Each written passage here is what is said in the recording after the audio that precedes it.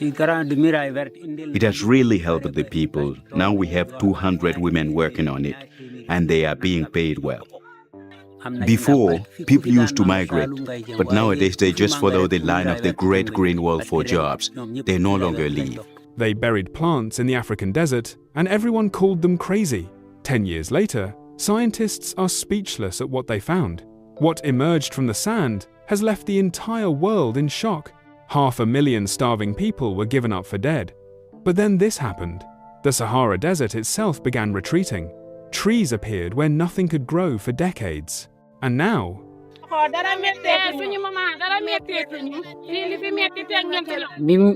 before we didn't have any work, but now we have jobs, and economically it's good. The Great Green Wall is very useful to us because we grow many vegetables, and now we can buy produce more cheaply.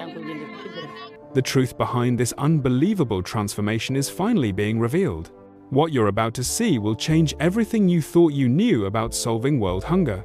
The Sahel is a belt of semi-arid land stretching across Africa, forming a transitional zone between the Sahara Desert to the north and the more fertile savannas to the south. This region has long been characterized by environmental degradation, where productive soils have literally blown away in the wind, leaving behind hardened, compacted ground that can no longer support agriculture.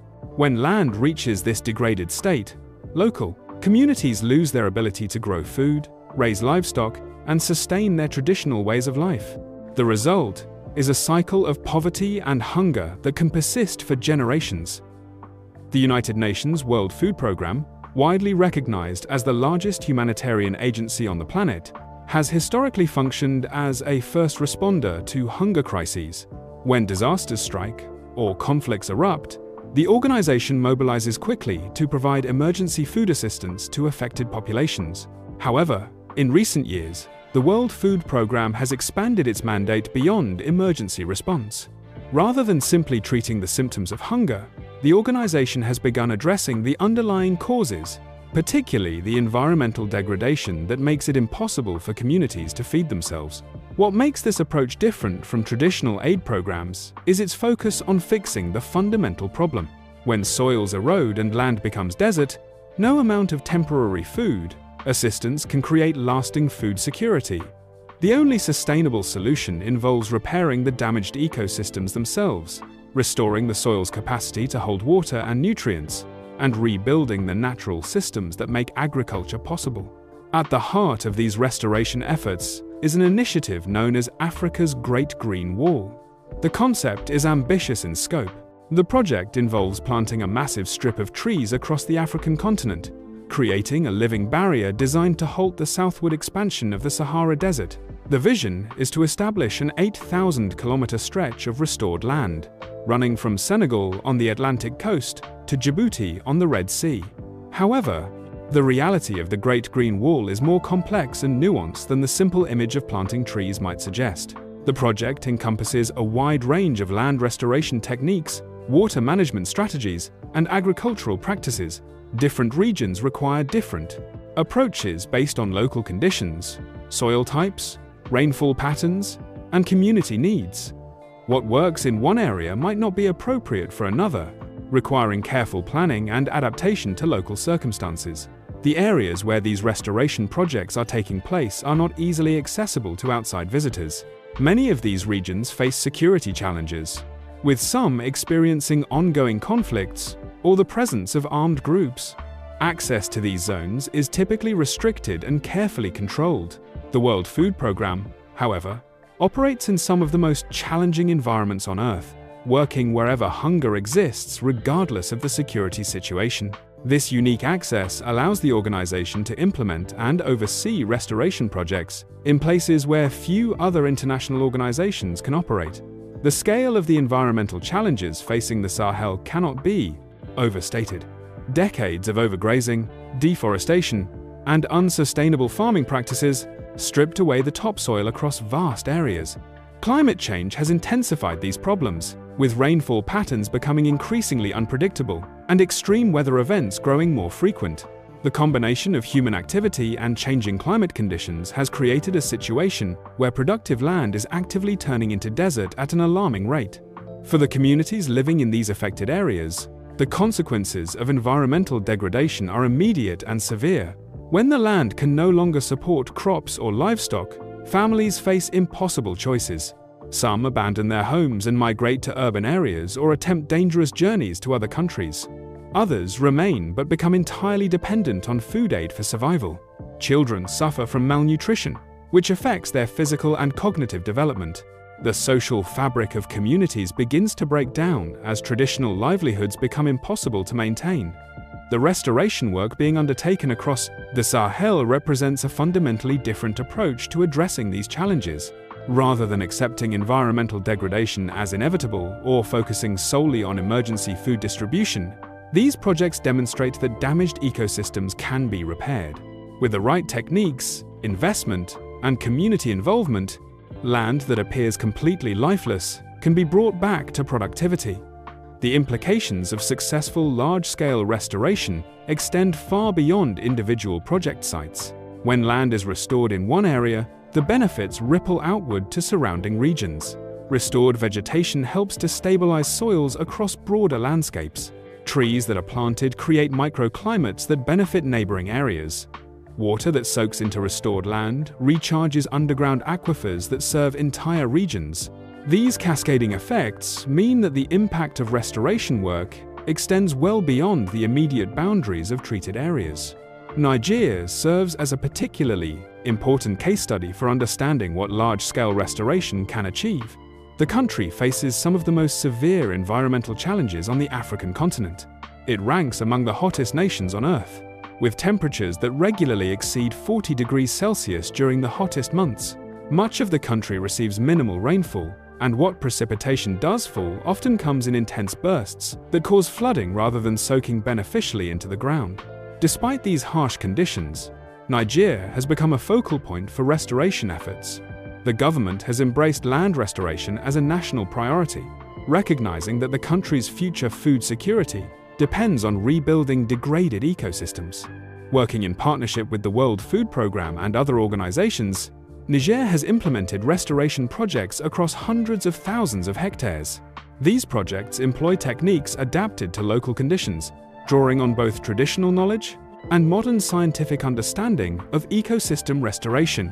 The story of these restoration efforts is one that remains largely unknown to the wider world.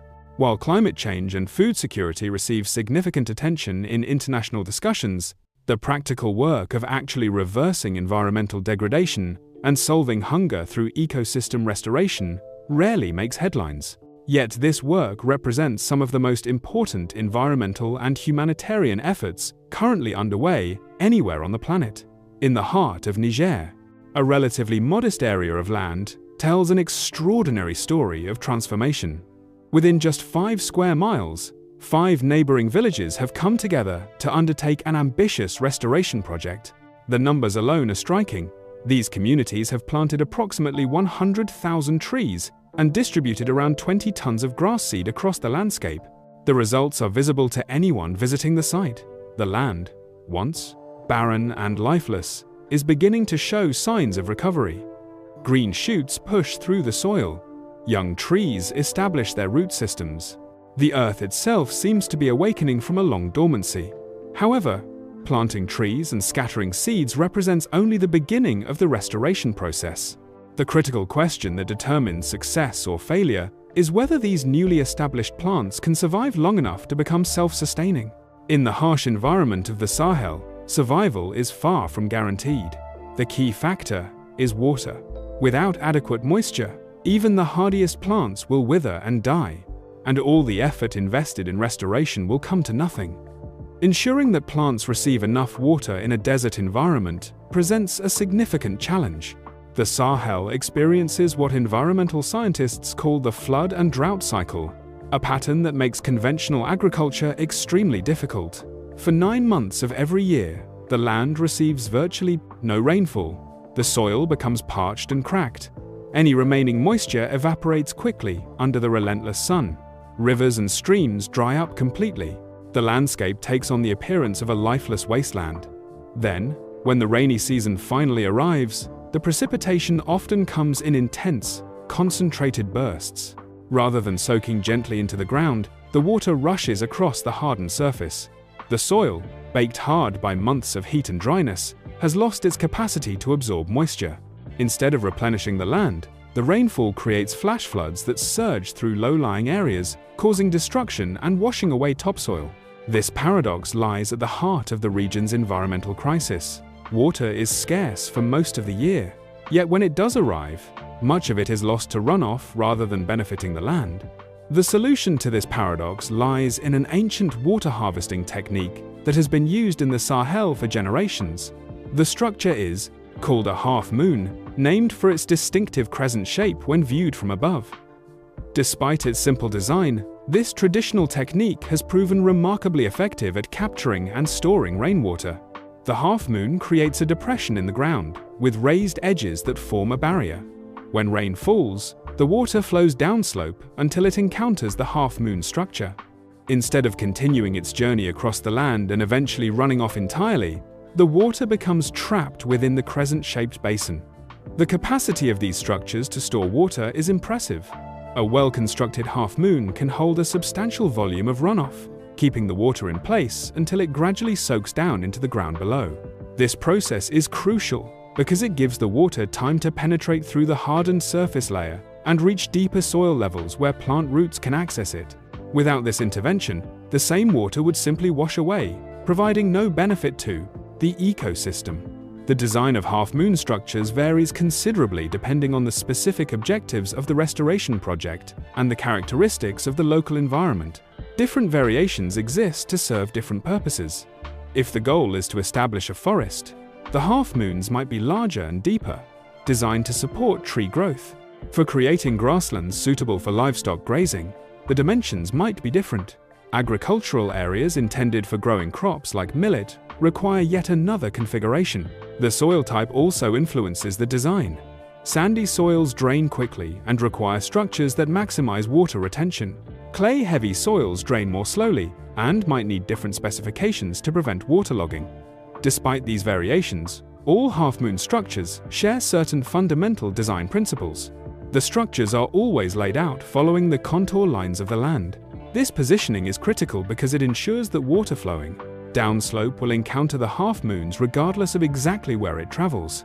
The positioning on contour also prevents the structures themselves from being washed away by the force of runoff during heavy rains. The construction process involves digging the characteristic crescent shape into the ground, with the opening of the crescent facing upslope. This orientation allows water to flow into the structure naturally. The excavated soil is used to build up the downslope edge of the half-moon, creating a barrier that prevents water from escaping once it has been captured. Within and around each half-moon, workers dig additional pits, known as pits. These pits serve multiple important functions in the restoration process. First, they act as collection points for organic matter. In the Sahel's windy environment, plant debris, leaves, and other organic material constantly blow across the landscape. The pits trap this material as it travels. During the rainy season, water flowing into the half-moon also carries organic matter into the pits. Over time, this accumulated organic material decomposes, enriching the soil with nutrients that plants need to grow. The pits also allow for deeper penetration of water into the ground. The pits extend below the hardened surface layer that characterizes degraded Sahel soils. When water collects in these pits, it can soak directly into the deeper, less compacted soil layers. This deep water infiltration is essential for supporting plant growth during the long dry season. While surface moisture evaporates quickly, water that has penetrated to greater depths remains available to plants for much longer periods. When restoration work begins, workers typically plant a tree within each half-moon structure. The choice of tree species depends on local conditions and project goals. Many projects favor native Sahel species that are naturally adapted to the harsh environment. Along with the trees, workers scatter grass seeds and sometimes seeds of other plants within the half-moons. When the rains come, these seeds germinate, taking advantage of the concentrated moisture. The half-moon structures then become focal points for natural ecosystem development. Birds are attracted to the growing vegetation and arrive to feed, rest, and nest. These birds deposit seeds from other plants they have eaten elsewhere. Wind continues to blow seeds into the area. Animals visiting to browse the growing vegetation bring seeds on their fur or in their droppings. Over time, the half-moon becomes a concentration point not just for water, but for nutrients, diverse plant species, and animal life. As the ecosystem within and around each half-moon develops, a transformation begins to take place. Plants grow stronger and more diverse. The soil quality improves as organic matter accumulates and decomposes. The ground cover increases, which further reduces erosion and helps retain moisture. Insects arrive, followed by the birds and small animals that feed on them. Life, absent from the landscape for years or decades, gradually returns. The simplicity of the half-moon technique is remarkable, but the real test is whether it delivers results in practice. Visiting sites at different stages of development provides clear evidence of effectiveness. A site that is just 1 year old shows the initial establishment phase. Small trees stand in rows within their half-moon structures. Grasses have germinated and are beginning to spread. The soil still appears relatively bare in many places, but the foundation for recovery has been laid. Visiting a site with the same basic design but 8 years of development reveals a dramatic transformation. The rows of half-moons remain visible, but now substantial trees grow within them. The trees have matured to the point where their canopies are beginning to touch, creating shaded areas beneath. Grasses cover much of the ground between the structures. The bare soil that dominated the post landscape has largely disappeared beneath vegetation. Even months after the last rains, water can still be found pooled in some of the half-moon structures, demonstrating their capacity to retain moisture over extended periods. The environmental changes extend beyond the obvious visual transformation. Temperature measurements reveal that restored areas are significantly cooler than degraded land nearby. The difference can be as much as 5 to 8 degrees Celsius. This cooling effect results from the shade provided by trees and the increased moisture in the soil and air. For communities living in one of the hottest regions on Earth, this temperature reduction has direct impacts on quality of life and agricultural productivity.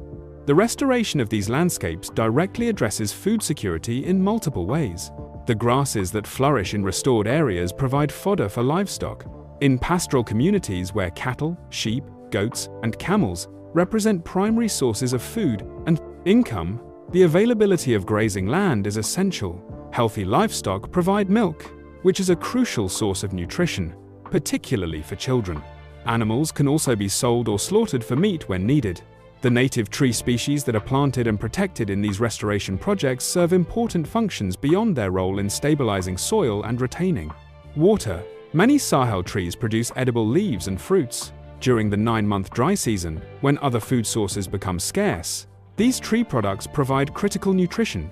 Camels and goats, which are particularly hardy animals capable of surviving in harsh conditions, can browse on thorny branches that other animals cannot access. This ability to provide food during the most difficult months makes these trees invaluable resources for food security.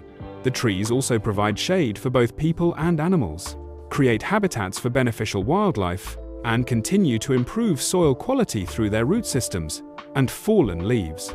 They represent long-term investments in landscape productivity that will provide benefits for decades to come. The transformation visible at these restoration sites appears promising, particularly at locations that have had several years to develop. The relatively young restoration sites show clear promise, but they have not yet reached full maturity. The trees are still growing. The ecosystem is still developing. The full potential of what restoration can achieve remains somewhat theoretical at these earlier stage locations. To truly understand whether this approach can deliver on its promise to end hunger, it becomes necessary to visit a site that has had sufficient time to fully develop and demonstrate its long-term viability. The best example of a mature restoration site in Niger lies near the southern border with Nigeria. However, reaching this location requires careful planning and security considerations. The border between Niger and Nigeria is porous, with people and goods moving back and forth regularly. Unfortunately, militant groups also sometimes cross this border, creating security risks in the region. For this reason, traveling to the mature restoration site requires a military escort to ensure the safety of visitors. Despite these complications, Visiting this fully developed site is essential for understanding the complete picture of what restoration work can accomplish. The mature site presents a landscape that seems almost impossible to reconcile with its history. Standing at the edge of the restored area, it is difficult to imagine that this same land was once a barren wasteland. Historical accounts describe a landscape of compacted hardpan, where the soil had been beaten down by years of erosion and degradation into an impenetrable surface. When rain fell on this hardened ground, the water would rush quickly across the surface, carrying away what little topsoil remained. There was virtually no organic matter in the soil. No plants grew. No trees provided shade or habitat. The land appeared completely lifeless. The transformation that has occurred at this site is nothing short of dramatic. Where once there was only bare, cracked earth, a diverse ecosystem now thrives. Trees form a continuous canopy across much of the area. Grasses and shrubs fill the spaces between trees. The ground is covered with vegetation and leaf litter rather than exposed to the elements. The contrast between the historical description and the current reality demonstrates that even severely degraded land can recover when appropriate restoration techniques are applied consistently over time. Satellite imagery provides objective evidence of the transformation. Images captured over the past 7 years show a progressive greening of the landscape. Early images show extensive areas of bare soil, appearing as brown and tan patches in the photographs. More recent images show these bare areas shrinking year by year as vegetation expands. The most recent satellite data reveals that the area of exposed soil has essentially dropped to zero. The entire restored zone now appears green in satellite images, indicating complete vegetation cover. This complete vegetation cover has profound implications for the site's ecological function. The land has fully recovered its capacity to absorb and retain water. When rain falls now, it soaks into the ground rather than running off. The organic matter in the soil, built up through years of plant growth and decomposition, acts like a sponge, holding moisture and releasing it gradually. The extensive root systems of trees and grasses help water penetrate deep into the soil profile. This restored water-holding capacity means the land can now support a rich diversity of plant and animal life. The biodiversity that has developed at the mature site is impressive. The restoration work began with planting selected tree species and sowing grass seeds, but the ecosystem that has emerged includes far more than these initially introduced species. Natural processes have brought in additional plants, insects, birds, and other animals.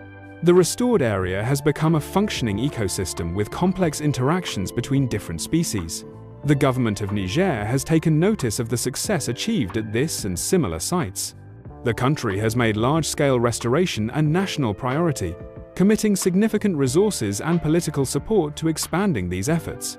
The chief forest ranger of the state of Maradi, who oversees restoration work in this region, provides valuable insights into both the technical aspects of the work and its broader impacts on the surrounding landscape. One of the most significant benefits of the mature restoration site relates to wind patterns and their effects.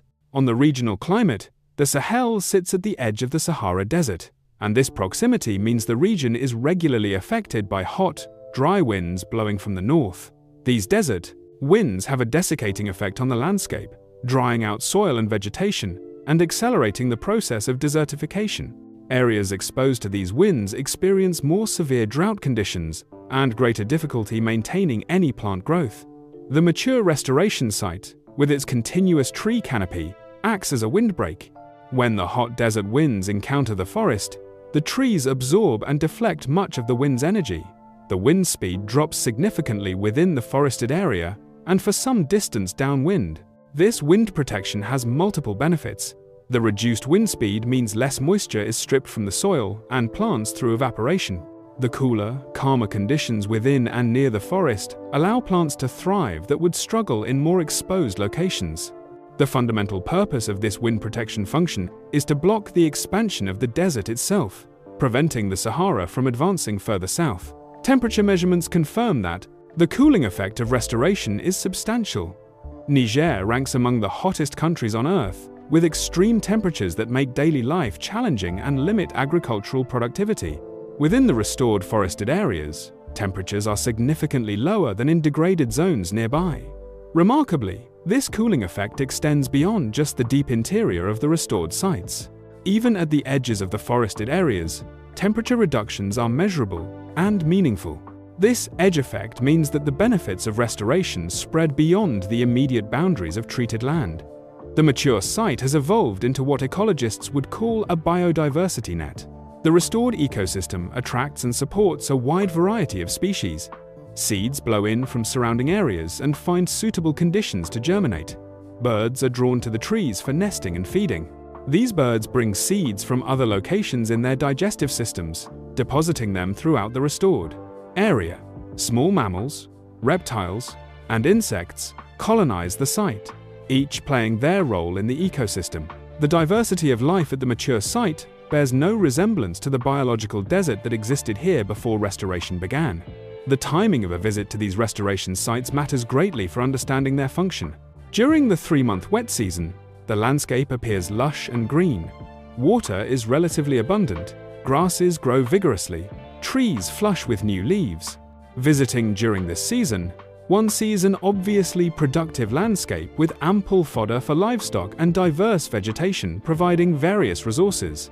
Animals grazing in these areas during the wet season visibly gain weight and condition, becoming fat on the abundant forage. However, the wet season represents only 1/4 of the year. For the remaining 9 months, the Sahel experiences dry conditions. This long dry season is when the resilience and true value of restored ecosystems becomes apparent. In degraded areas with no trees and minimal plant cover, the dry season means near total absence of food and resources. Livestock struggle to find anything to eat. Wild animals must migrate long distances in search of food and water.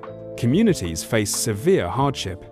The diverse perennial polyculture that develops in restored areas changes this equation dramatically.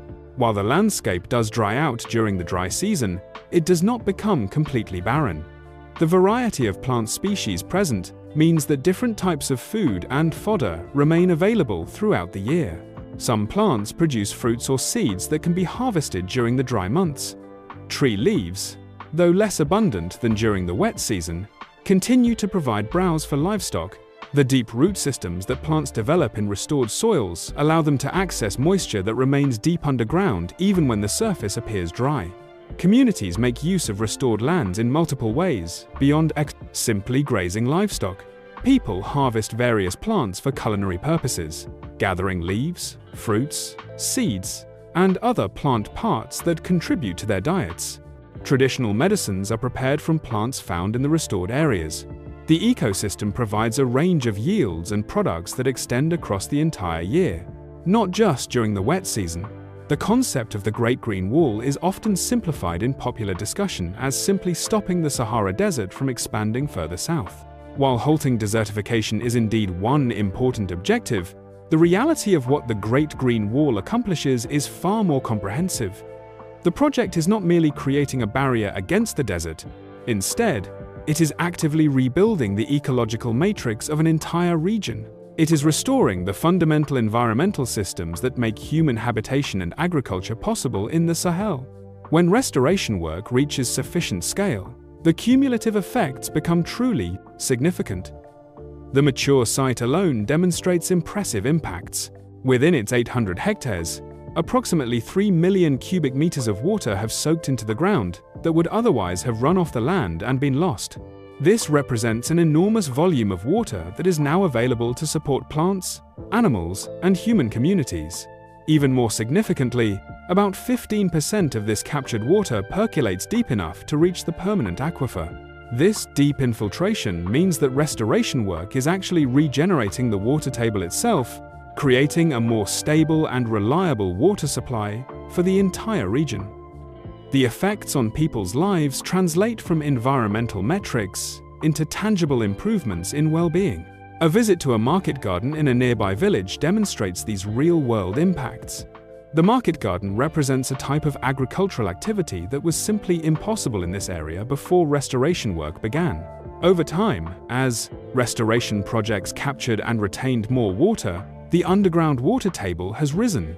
Wells that were once dry or produced only minimal water now yield sufficient supplies to support irrigation. This available groundwater allows communities to produce crops year-round, rather than only during the brief wet season. The particular market garden visited covers just 1.5 hectares, and it represents only one of 9 such gardens established in the area. Communities now pump water from the ground to irrigate these gardens. Water that has become available specifically because of the rising water table caused by restoration activities elsewhere in the landscape. The gardens produce a diverse array of vegetables and fruits that were previously unavailable in local diets. These nutrient-rich foods contribute directly to improved nutrition for community members. The impact on child malnutrition provides perhaps the most compelling evidence of how restoration translates into human welfare. Before restoration activities began in this region, malnutrition rates among children were shockingly high. Testing revealed that 9 out of every 10 children were malnourished. This statistic reflects the harsh reality of trying to survive in a degraded landscape that cannot adequately support human populations. The diverse, nutritious foods now available from market gardens, combined with improved livestock production from better grazing lands, have contributed to dramatically better nutrition outcomes for communities. Children and adults alike benefit from access to vegetables, fruits, and other foods that provide essential vitamins, minerals, and other nutrients that were lacking in previous diets. The scale of food insecurity in Niger has historically been staggering. Over the past 5 years, an average of 3 million people per year have faced food insecurity severe enough to require external food aid. This represents a massive humanitarian challenge, requiring constant mobilization of resources, logistics, and personnel to keep millions of people from starvation. The annual cycle of food assistance has become a seemingly permanent feature of life in Niger, with international organizations working year after year to fill the gap between what the land can produce and what people need to survive. Against this backdrop of chronic food insecurity, the results achieved by restoration projects become all the more remarkable. During the same 5-year period when 3 million people annually required food assistance, the resilience projects implemented across Niger have succeeded in moving 500,000 people off long-term food assistance programs. These are not temporary improvements that disappear when conditions change. These are people who have regained the ability to feed themselves from their own land, who no longer depend on external support for their basic survival. The significance of this achievement deserves careful consideration. 500,000 people represents a substantial population, roughly equivalent to a medium-sized city. These individuals and families have transitioned from complete dependence on aid to self-sufficiency through food production. This transition has occurred across 528 separate resilience projects scattered throughout Niger. Each project represents a specific location where restoration work has rebuilt degraded land into productive ecosystems capable of supporting human communities. The fact that this approach is working across so many different sites, in various ecological conditions, and with diverse communities, demonstrates that the success is not merely a lucky accident at 1 or 2 locations. The restoration methodology has proven replicable and scalable. The techniques can be adapted to different local conditions while maintaining effectiveness. Communities with different cultural backgrounds, economic circumstances, and environmental challenges have all achieved positive results. However, the success achieved so far, impressive as it is, represents only a beginning when considered against the full scale of the challenge. The question that naturally arises is how this work can be expanded to the point where it can actually end regional hunger rather than simply making progress around the edges of the problem. Understanding the path to that larger goal requires looking at what has been accomplished and what remains to be done. Over the past 10 years in Niger, the World Food Programme, working in partnership with the government and various other organizations, has restored approximately 300,000 hectares of degraded land. This represents an enormous amount of work involving countless communities, millions of trees planted, vast quantities of grass, seed distributed, and extensive construction of water harvesting structures. The physical labor alone represents years of human effort across numerous sites. The impact of this restoration work extends beyond the boundaries of the treated areas themselves.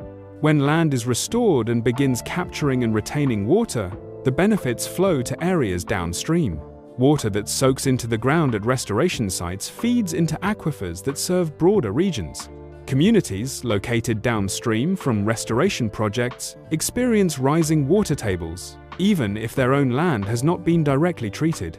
This downstream benefit multiplies the effective area impacted by restoration work.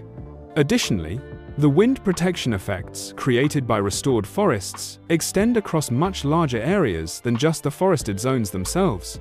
Trees break the force of desert winds, and this calming effect on wind patterns influences temperature and moisture conditions across the surrounding landscape. Research on windbreak effects suggests that the area benefiting from wind protection can extend to distances many times the height of the trees creating the windbreak. Taking into account both the downstream water benefits and the wind protection effects, experts estimate that for every hectare of land that receives direct restoration treatment, approximately 3 times that amount of land experiences positive effects. This multiplier effect means that the 300,000 hectares of directly restored land in Niger is actually influencing roughly 900,000 hectares of landscape. This expanded impact area represents a substantial portion of Niger's agricultural zones. Yet, even 900,000 hectares remains a relatively small fraction of the total land area requiring attention. Niger is an enormous country, covering over 1 million square kilometers. The Sahel region as a whole stretches across the width of Africa, encompassing parts of more than a dozen countries. The scale of environmental degradation across this vast region is difficult to comprehend. Millions of hectares have lost their productivity over decades of unsustainable land use and climate pressures. The restoration work accomplished over the past decade in Niger, significant as it is, represents perhaps a few percentage points of what ultimately needs to happen across the Sahel if the region is to achieve genuine food security and environmental stability. The gap between current achievement and ultimate need remains substantial. This reality could be discouraging, suggesting that the goal is simply too large to be achievable. However, another perspective on the situation is more optimistic. For the first time, restoration work in the Sahel is beginning to operate at a scale that matches the scale of the problem. Previous efforts at land restoration in Africa tended to be small pilot projects, demonstration sites, or limited interventions that, while perhaps locally successful, never achieved the scope necessary to create regional impact. The current generation of restoration projects, particularly those supported by the World Food Programme and government partners, represents a qualitative shift in ambition and implementation. Walking through a mature restoration site provides a visceral sense of what the Great Green Wall can become. The transformation from barren wasteland to productive forest and grassland demonstrates that the vision is achievable. The Great Green Wall represents the possibility of converting millions of hectares of degraded land into food-producing landscapes. Technical knowledge exists. The methods have been proven. The community engagement approaches have been refined through experience. What remains is the challenge of mobilizing sufficient resources and political will to expand successful approaches across the entire region. The vision for moving forward involves collective action at multiple levels. National governments must continue to prioritize land restoration and dedicate domestic resources to the effort. International organizations bring technical expertise, funding, and coordination capacity. Local communities provide the labor, traditional knowledge, and long-term stewardship that makes restoration sustainable. Private sector actors can contribute through investment in sustainable agriculture and value chains that create economic opportunities in restored landscapes. The challenge is bringing all these actors together in coordinated action directed toward the common goal of regional restoration. The transformation that restoration work can achieve in sub-Saharan Africa, and specifically in Sahel, has the potential to be an unprecedented game-changer for the region. The implications extend far beyond simply growing more food, though that alone would be immensely valuable. Restored landscapes provide more stable livelihoods for rural populations, reducing the pressure for migration to already overcrowded cities or dangerous journeys to other countries. Environmental restoration contributes to climate change mitigation by sequestering carbon in trees and soil. Biodiversity recovers, providing ecosystem services that benefit entire regions. Water tables rise, making water available for drinking, sanitation, and irrigation. The cascading positive effects of successful restoration touch nearly every aspect of life in affected areas. The World Food Programme supports these restoration projects through multiple channels of assistance. The organization provides equipment necessary for the physical work of restoration, including tools for digging, seedlings for planting, and materials for constructing water harvesting structures. Training programs teach communities the techniques of effective restoration and sustainable land management. During the intensive work periods when communities are constructing restoration infrastructure, the World Food Programme provides food assistance to workers, ensuring that people can participate in restoration activities without sacrificing their family's food security. Cash for Work programs provide monetary compensation for labor, allowing families to meet their immediate needs while building long-term community assets. This multifaceted support helps to stabilize communities during the transition period while their natural resource base is being rebuilt. Restoration work requires sustained effort over multiple years before restored lands begin producing significant yields. Communities cannot simply stop all other activities to focus on restoration. The support provided by partner organizations bridges this gap, making it possible for communities to invest in their future without compromising their present survival. The government of Niger has made resilience and restoration central elements of its vision for transforming rural areas throughout the country. This political commitment at the highest levels of government is crucial for the long-term success and expansion of restoration efforts. Government support ensures that restoration work receives priority in budget allocations, that relevant ministries coordinate their activities effectively, and that policies create an enabling environment for restoration to succeed. The concept of the land becoming the nourishing mother of the population captures an essential truth about the relationship between environmental restoration and human well-being. In agricultural societies, the productivity of the land directly determines the welfare of the people. When land is degraded and unproductive, people suffer. When land is restored and productive, people thrive. The restoration work transforms land from a source of hardship into a source of sustenance and prosperity. The World Food Programme recognizes that its role in this transformation is fundamentally that of a catalyst and supporter rather than the primary actor. The organization can provide resources, expertise, and coordination, but the real work happens at the community level. Local people provide the labor that builds restoration structures. They plant and tend the trees. They manage the restored landscapes over the long term. They adapt techniques to local conditions based on their intimate knowledge of their environment. The ultimate achievement belongs to the communities themselves, who are reclaiming their land and their futures. The vision of the Great Green Wall extends beyond its immediate environmental and agricultural functions. It represents a great green wall against hunger itself, a living barrier that stops the advance of food insecurity by rebuilding the ecological foundations that make food security possible. This vision requires engagement and motivation from all stakeholders, from international organizations to national governments to individual community members. The success achieved so far demonstrates that the vision is not merely aspirational but achievable. The path forward requires sustaining and expanding the commitment, resources, and collaborative spirit that has generated the progress made to date. The possibility of ending regional hunger through large-scale environmental restoration is no longer theoretical. It is becoming real, one restored hectare at a time.